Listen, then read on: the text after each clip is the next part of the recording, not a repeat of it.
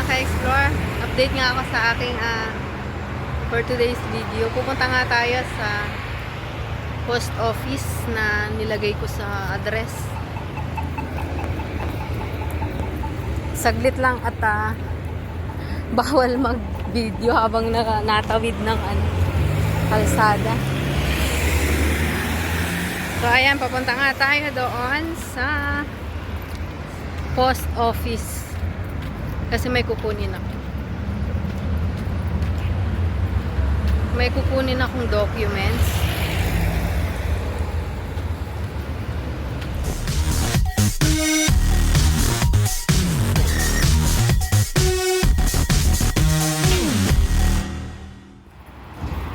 Ayan, malapit na nga tayo sa post office.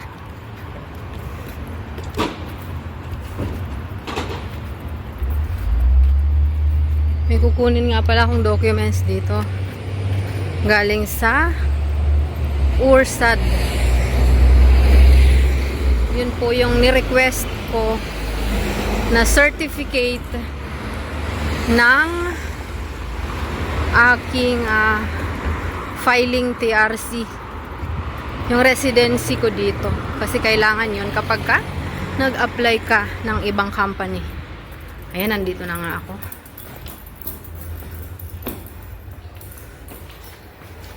Wait lang mga ka-explore. Dudukutin ko muna ang aking kailangan dito sa bag.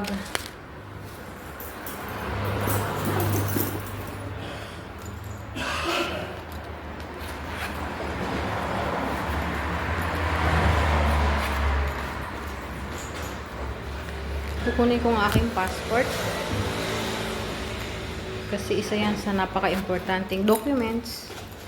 Once na may mga kinuha kang mga kailangan, yan lagi mong ipapakita sa mga teller. So ayan, nakuha ko na nga. Tara na, pupunta tayo doon sa counter. Kukunin ko yung aking certificate sa TRC about residency. Hindi ko alam kung pwede dito mag-video. Wait lang.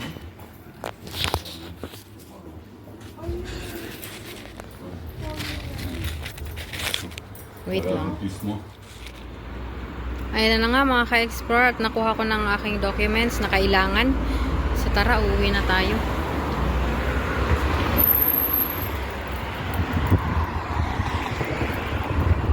At doon ko na to sa bahay i-open. Ito po kasing certificate na to ay kailangan to kapag nag-apply ka ng panibagong trabaho dito sa Poland. Ito po yung katunayan na nakaprocess ang yung documents. Yun pong documents na yon ay TRC, Temporary Residence Certificate. So ito yung kailangan ko para sa bagong company ko. Nag-apply po kasi ako sa bagong company, sa ibang company kasi hindi ko na nagustuhan yung trabaho ko dito sa donut factory. So once na nagbago ka naman ng trabaho, madali lang naman. Ayan, at pauwi na nga tayo.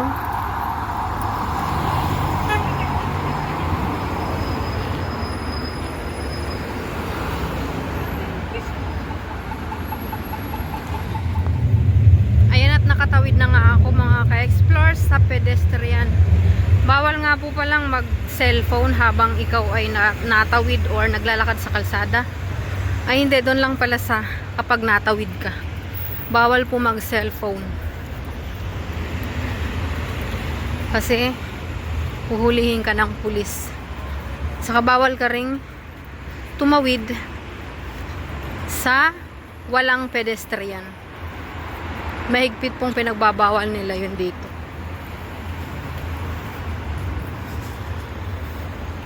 kapag at once na nahuli ka na wala ka sa pedestrian, huhulihin ka ng pulis.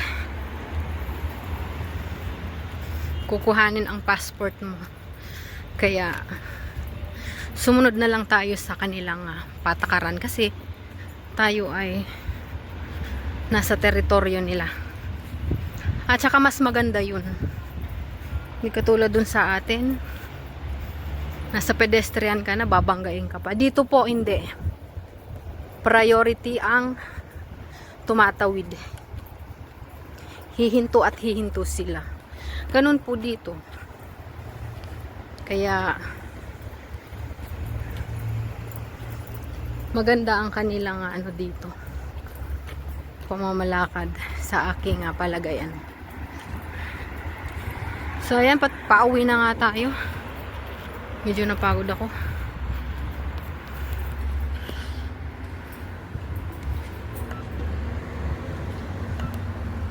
Ay, mali. Nakalimutan ko na tuloy.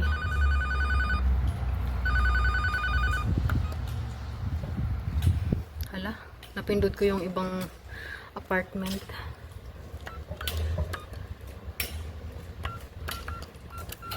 Ayun, nakalimutan ko na.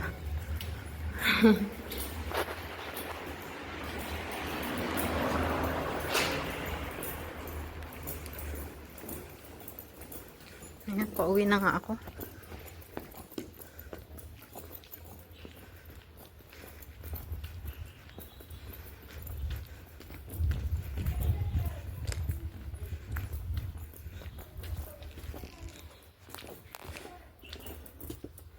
Ganun ulit.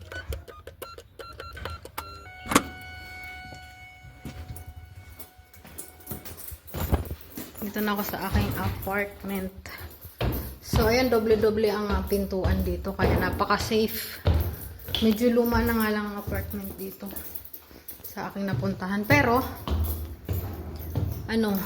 renovated naman ang loob.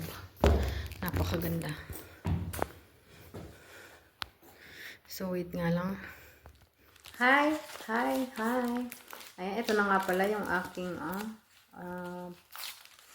certificate na kailangan ko doon sa bago kong in-applyan.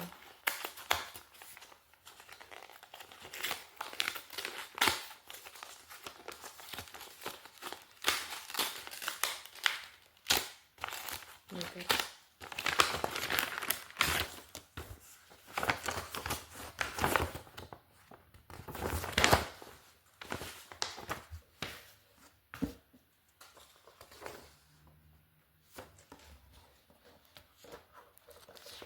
Polish po siya. Hindi ko maiintindihan kung hindi ko i-translate. Pero certificate po ito. Ito yung ni-request ko.